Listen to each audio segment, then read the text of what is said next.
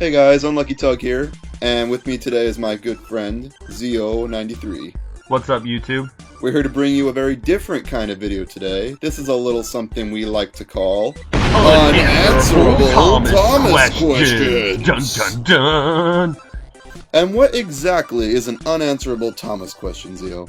Well, my friend, an unanswerable Thomas question are things that no casual fan of the show would actually think about. Some of those in-depth things when you've seen all 19 seasons about 70 times. These questions just come into your brain and start to haunt you and make you stay up all night and you think for hours and hours, wait a minute, what is this? How has this happened? What is this? I'm confused! So basically, we're going to try to explain that for you. Sounds like fun. So without further ado, let's get this thing started. Alright, 3, 2, 1, go!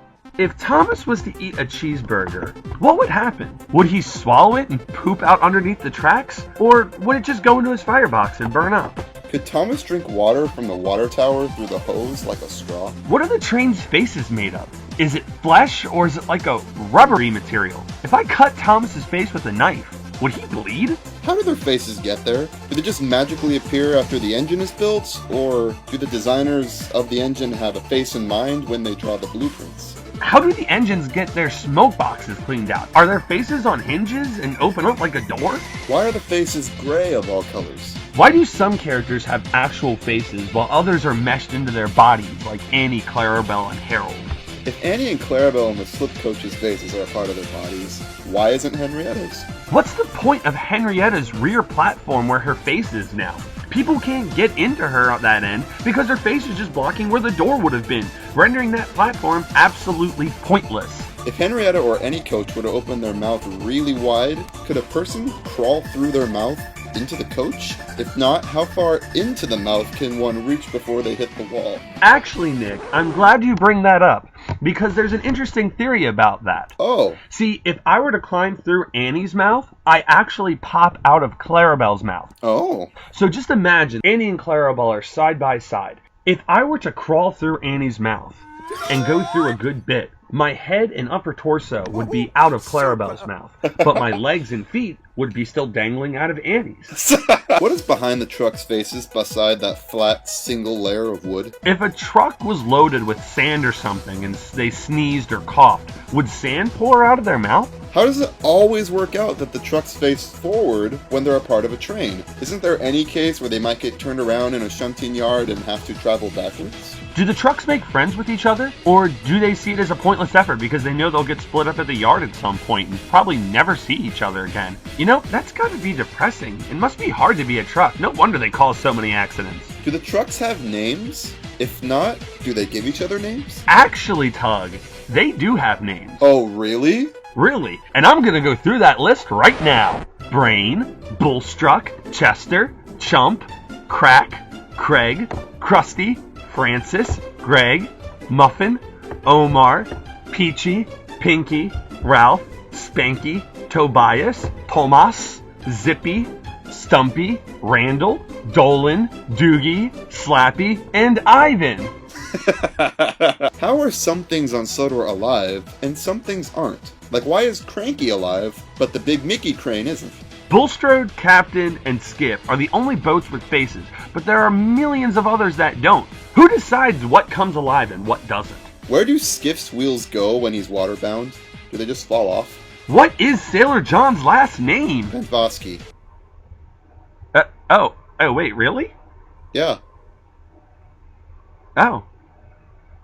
What are the Duke and Duchess's names? Actually, their names are Duke and Duchess, respectively. They were actually dogs, and then the small railway engines from the hills turned them into humans. See, Marion wasn't crazy. They were magic.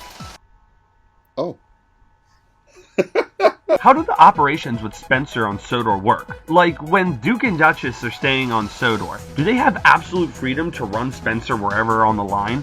Or do they have to clear everything with Sir Topham Hatt and the railway heads? Where does Spencer sleep when he's on Sodor? Is there a shed for him somewhere near the summer house? Or does a Steam Team member just get kicked out of Tidmouth sheds to accompany him? If that's the case, why would Spencer stay so far away from the summer house? Isn't the summer house like near Wellsworth or something? What year does the show take place in? Is it modern day or is it the 1950s? Because no one seems to have a computer, cell phone, especially in the case where they could really use it when they crash. Is Birdie the only bus on Sodor? Why do we never see others? Well, you see, in Thomas Birdie and the Great Race, you obviously didn't see that there were more buses in the yard. So, no, there are more buses on Sodor. Just stop. Stop. Sorry.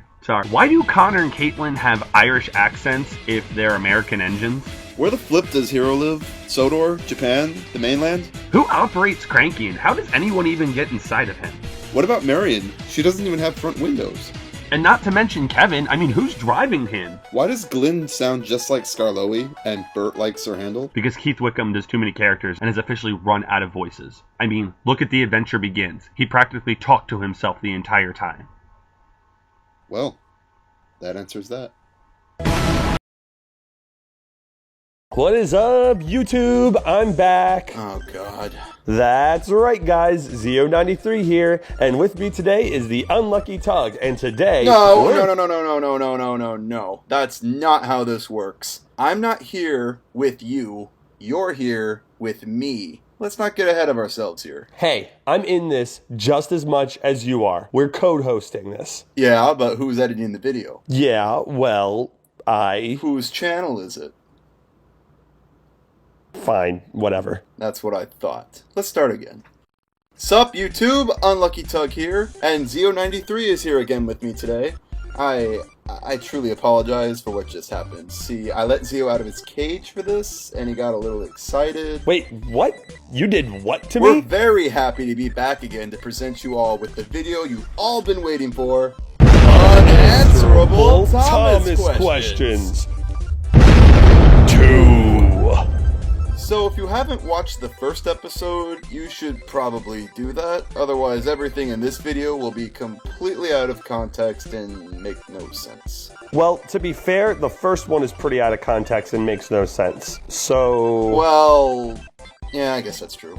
Anyways, let's start this. Would you like to do the honors, Zeo? I'd be happy to, Tug. On my count. 3, 2, 1, go, go, Power Rangers!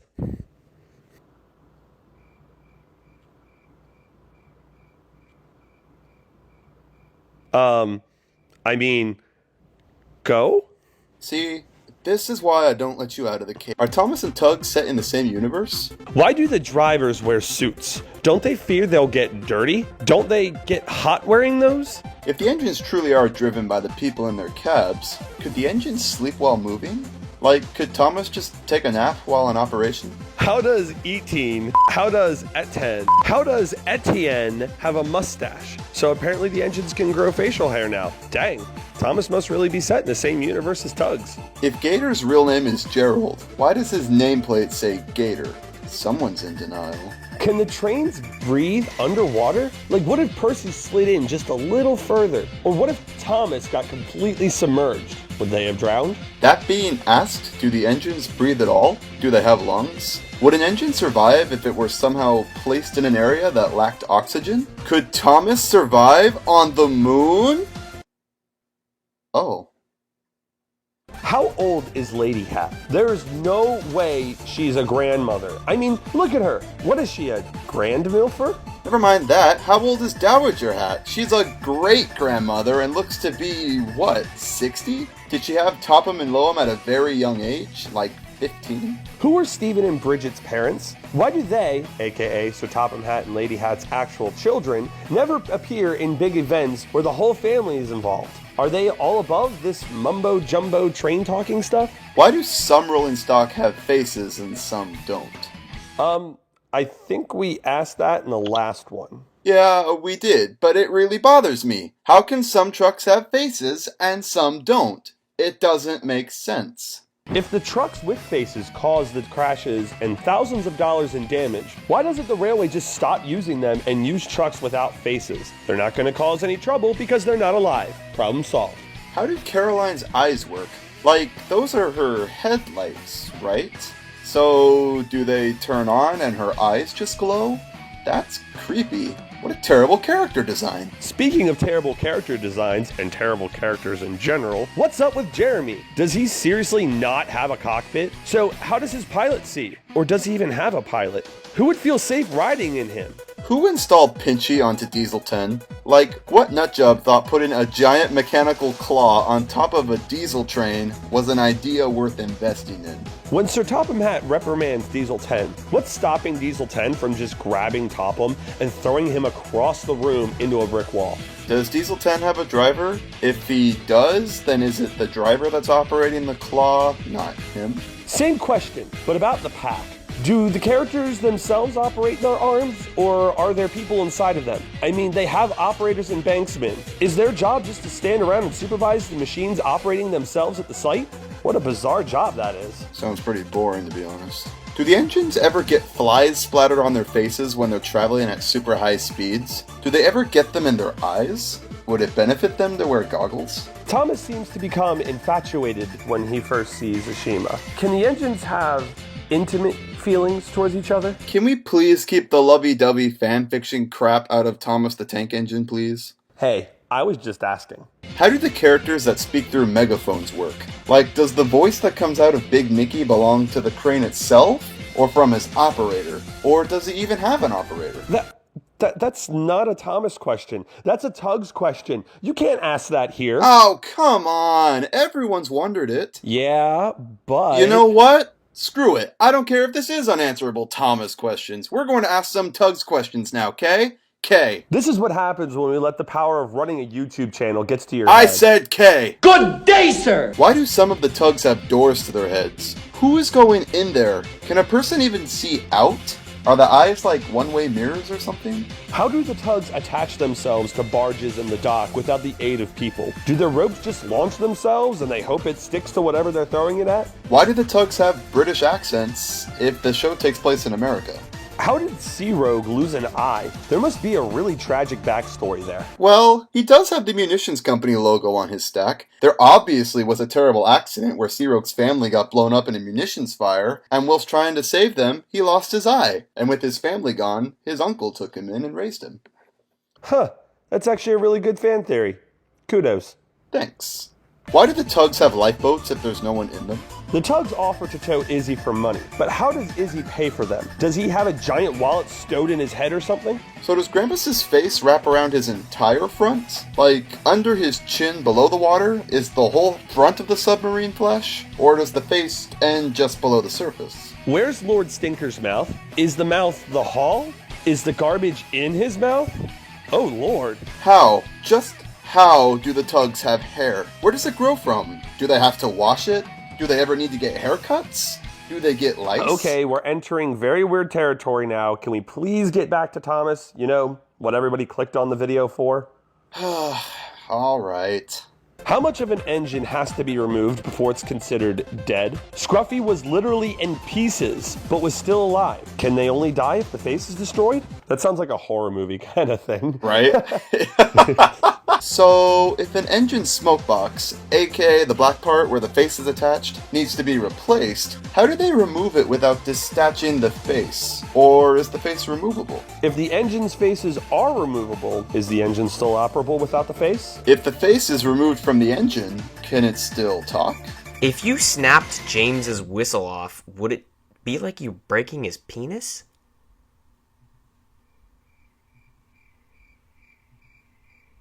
Wait, what? Tug, who is this guy? He's nobody. Don't worry about him.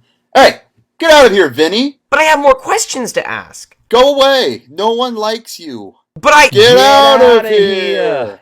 Aww. Sorry about that. I have no idea how we got in here. Yeah, well, anyways... What's Stepney's situation? Does he work on Sodor or the Bluebell Railway in England? Is he somehow owned by Sir Topham Hatt or an entirely different controller? Can engines get black eyes? Or nosebleeds? I guess not, since they don't have blood. Or do they? Who applies Daisy's makeup? Does it have to be washed off and reapplied when it rains? Now, who made Whiff's glasses? And why does he need them? Did the manufacturer who made his eyes mess up and then they had to correct it? What? Now who's this guy? It's Wooden Railway Reviews, but I don't know how he got it. Would ice have helped the swelling of James's bee sting? Huh? Wait, Enterprising 2? What is happening? Do engines need to breathe? Most of them don't have nostrils except for Toby for some strange reason, and his don't even go all the way into his face. Where are you people coming from? How did the coaches speak in the earlier seasons? They don't have faces, so where are the voices coming out Wait, of? wait, what? Why doesn't City of Truro have a face? Huh? And how does he talk without it? No, stop! Why aren't Thomas and Percy scared when they visit the scrapyard and Thomas, Percy, and old slow coach? Oh. When people climb aboard Daisy, does she feel them inside of her? Does an engine not having paint equal to it being naked? Why does Toby still sleep in the same shed he slept in on his old railway? How is it possible for humans to lever Duncan onto the rails in rock and roll? What is the average cost per accident on Sodor? Who in the right mind would put a set of buffers right in front of a barber shop? Does an engine's fire going out result in the engine feeling tired? If an engine loses its buffer, is it like losing a hand? How do the engines feel pain? Like in Blue Mountain Mystery, Paxton gets hit by rocks and says, "Ow."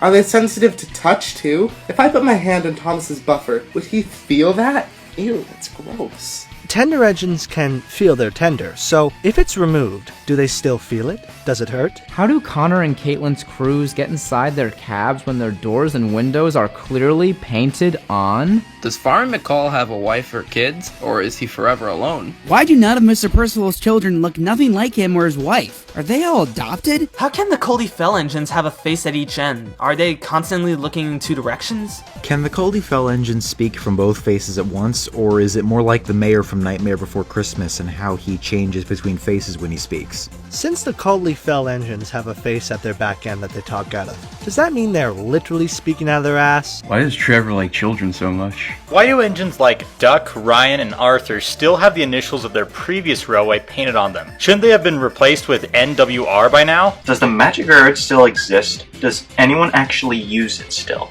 Is the island of Sodor really toy-sized in Thomas and the Magic Railroad? Does Mr. Conductor become normal-sized when he travels there? Or does he fit in scale with everything? How on earth did Cranky get to Brendam Docks? Was he built there from the ground up? Does that cruise ship at the back of Brendam ever go anywhere? How do the engines blush? Their faces turn red, which indicates blood rushing to the face. Does this mean they have blood? In the Railway series story Sir Handel derails himself by pushing the rails apart with his wheels. If he can hyperextend his wheels to do this, then what else can engines hyperextend? How was this even possible? Do the engines hum their own themes to themselves? Are they even aware that they have themes? Can an engine have mental problems? Who manufactures the hats for the tugs? Like, seriously, do they get to choose what kind of hat they wear? And does it affect their personality? Like, would Top Hat act more like working class if you wore a cloth cap? And would Big Mac act more bourgeoisie if you wore a top hat? How was the Misty Island Railway built? The three brain-dead American outcasts explain that they caused trouble on the mainland and were banished into the forested wasteland we all know and loathe. It's established that there are no forms of standard 20th century society on the island, just the logging locos, which honestly is another question all on its own.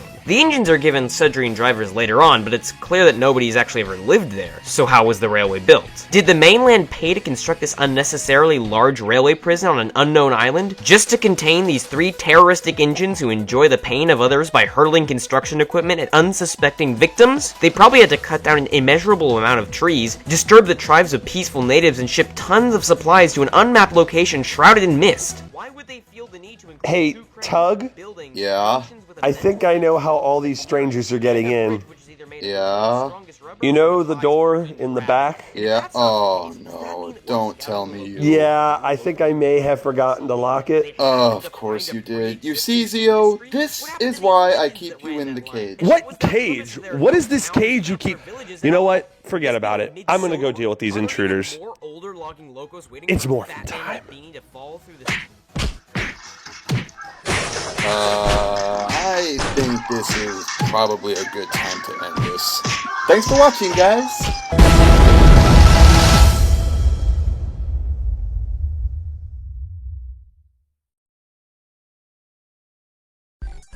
Well, there it is, folks. The highly anticipated sequel that everyone and their brother has been requesting. This video was a nightmare to put together, I'll admit, with the hard drive troubles and all, but I had a lot of fun along the way, and I got to know some really great people a little bit more in the process. I sincerely want to thank everyone that took part in this video, which include, in order of appearance, Mr. Conductor Fan 1406, Wooden Railway Reviews, Enterprising Engine 93, Turtles and Thomas, Tugster, Eric Pierre 53, Thomas Tank Merch, Jaden D247, The World of Sodor, Upside Now, Toby's Windmill, Sidekick Jason, The Star Switcher, and Caleb Train. It was really great conversing with all of you for this project, and I hope to continue to do so as time goes on. And of course, I can't go without giving a shout out to Zeo93 for returning to co-host this with me. Without him, there would be no Unanswerable Thomas Questions videos to begin with. Love you, buddy, forever and always.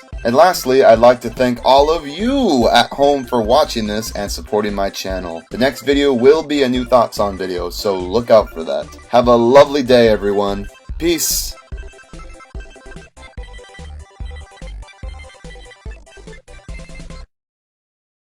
There you go.